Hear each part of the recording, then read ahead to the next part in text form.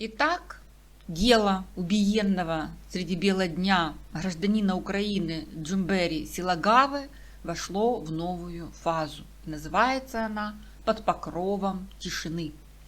Наберите имя Силагавы в гугле, и никакие новости за 2024 год вам не высветятся.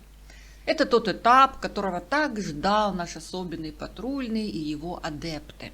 Потому что те народные массы, которые при подстрекательстве ботафабрик и желтой прессы полоскали в грязи имя Силагавы в сентябре 2023 года, разбежались по своим делам, они сделали свое черное дело и теперь не особо нужны. Скажем больше, вообще не нужны.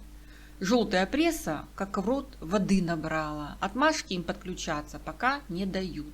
И я напомню, что этим криминальным делом мы тестируем правовую сферу в нашем государстве путем слежения за тем, как же идут дела у нашего специфического патрульного, к которому его начальство почему-то сложилось чрезвычайно теплое отношение. Да и не только у начальства, практически со стороны всех 4 ветвей нашей горемычной власти. Человеку, который на глазах у народа убил 3 выстрелами гражданина Силагаву, не заломали руки, не запаковали безжалостно, как вот на вот этом ролике полиция пакует какого-то там безродного, а совсем наоборот. Мерой пресечения нашему подозреваемому был установлен уютный домашний ночной арест. Короче, смотрим, как развиваются события под покровом тишины. Канал Ірини Коновець-Поплавської. А в деле нашего специфического патрульного на самом деле есть существенные подвижки. 29 февраля состоялось судебное заседание в Кировском районном суде, и прокуроры пока сражаются и пытаются сделать все возможное, чтобы не сильно вольготно чувствовал себя чоловік, подозріваємий у вчиненні умисного, особливо тяжкого та тяжкого кримінального правопорушення. Ну куда годится, что человек, совершивший тяжкое преступление, находится всего лишь под ночным домашним арестом и невозмутимо ходит на службу в отдел обеспечения деятельности управления патрульной полиции. Из ухвалы мы узнаем, что в настоящее время досудебное расследование в этом уголовном производстве завершено.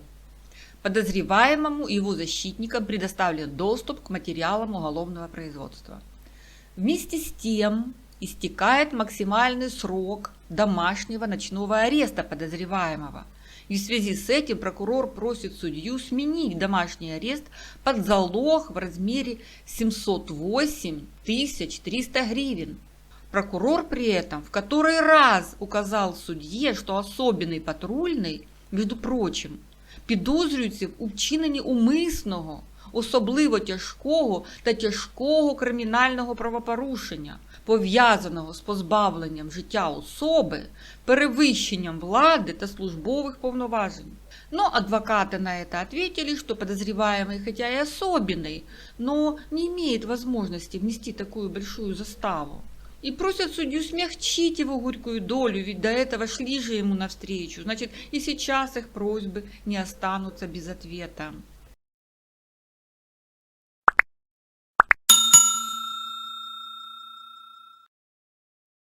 И на этом месте давайте поговорим про заставу. Криминально-процессуальный кодекс Украины предусматривает, что размер заставы не может быть заведомо непомерным для обвиняемого. Оглянемся вокруг. Мы все знаем, как протекает дело полковника Червинского. И можно теперь уже смело сказать, сфабрикованное дело.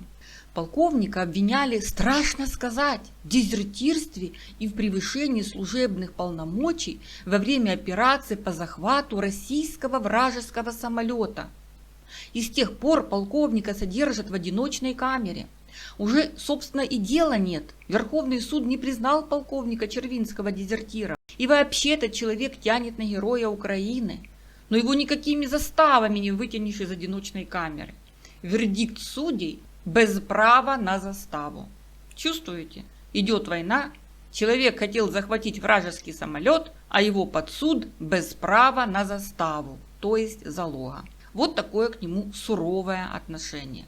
Да что столичные суды, тот же Кировский суд безжалостен к другим обычным полицейским, совершившим тяжкое преступление.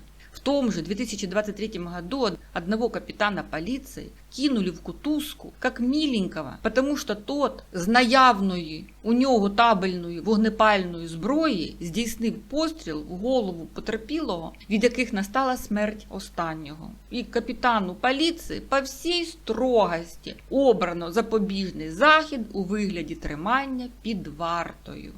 И содержится капитан с момента его задержания в условиях Днепровского учреждения исполнения наказаний номер 4 Управления Государственной пенитенциарной службы в Днепропетровской области без определения размера заставы. Вот такое избирательное отношение в наших судах. И даже в рамках одного суда, Кировского, к подозреваемым. Судьи сейчас под шумок войны научились прятать свои фамилии, так что вполне возможно, что это один и тот же судья Кировского района, такой избирательный по отношению к подозреваемым. Так вот, нашему особенному патрульному, который для страны вообще ничего хорошего-то и не сделал, и даже наоборот нанес вред обществу тем, что убил Джумбери Силагаву, который волонтерствовал и помогал ЗСУ, после достаточно мягкой меры пресечения домашнего ночного ареста полагается застава.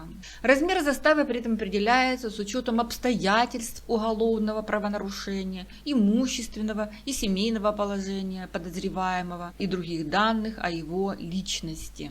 Грамотные юристы, правники считают, что границы размера заставы зависят также и от тяжести преступления, в совершении которого лицо подозревается. А мы помним, что прокурор аж 2 раза называет преступление, совершенное особенным полицейским, тяжким злочином. Канал Ірини Коновець-Поплавської. И теперь перед нами решение Кировского суда касательно нашего особенного полицейского, которым носится вся система. Итак, 28 февраля 2024 года Кировский районный суд изменил в отношении подозреваемого ранее избранную меру пресечения в виде домашнего ареста на залог в размере 242 240 гривен. Ну, вы знаете, среднестатистическому патрульному, что 700 тысяч, что 240 тысяч по барабану. Это совершенно неподъемная сумма для них. Это примерно $6000. Откуда у обычного патрульного такие средства? Хорошая новость в том, что суд продолжил отстранение подозреваемого от должности инспектора взвода номер 2, роты номер 4, батальона номер 4, управления патрульной полиции сроком до проведения подготовительного заседания в уголовном производстве, но не дольше, чем 28 апреля. То есть ждем теперь 28 апреля, потому что в мае особенный патрульный вполне может вернуться на службу в свой 2-й взвод 4-й роты и выйдет, как ни в чем не бывало, патрулировать Днепропетровские улицы.